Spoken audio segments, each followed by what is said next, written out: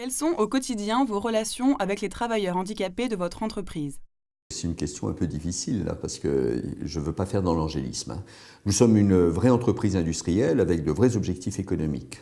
Donc, notre première exigence, c'est forcément la qualité du travail et son efficacité. Cela dit, moi je considère que notre vrai métier, ce n'est pas de faire de la blanchisserie ou de faire de l'équipement automobile.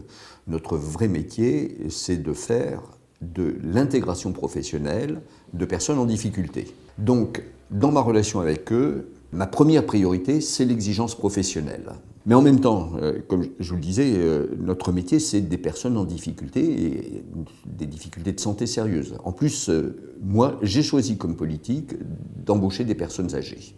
Nous avons aujourd'hui plus de 50% de nos salariés qui ont plus de 50 ans. Parce que je voulais à la fois lutter pour l'emploi de travailleurs handicapés, mais aussi lutter contre du chômage de longue durée. Et donc avec du personnel âgé, le risque des troubles de santé qui s'aggravent est évidemment très sérieux.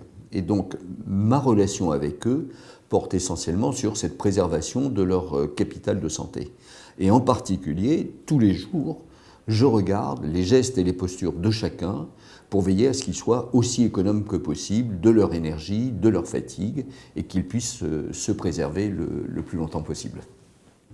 Pour concilier la logique économique de cette entreprise atypique, quelle organisation, quel management avez-vous mis en place? Une entreprise adaptée, c'est d'abord une entreprise ordinaire, même si elle emploie des travailleurs un peu particuliers. Donc j'ai une organisation de type classique. Je m'occupe, moi, plus particulièrement de l'action commerciale, de la direction administrative et financière. Nous avons une responsable des ressources humaines, un directeur adjoint qui est responsable de la production, de la qualité et de la logistique. Et puis, derrière cette première ligne de responsabilité, il y a l'encadrement de proximité. Alors, c'est là qu'il y a, je pense, une spécialité, une spécificité très, très marquée. Moi, ce que je demande à cet encadrement de proximité, c'est une gestion tout à fait personnalisée de chacun de nos salariés. Juste pour vous donner un exemple, nous avons sur les 70 opérateurs, on en a 16 qui ont des horaires individualisés en raison de leurs problèmes de santé.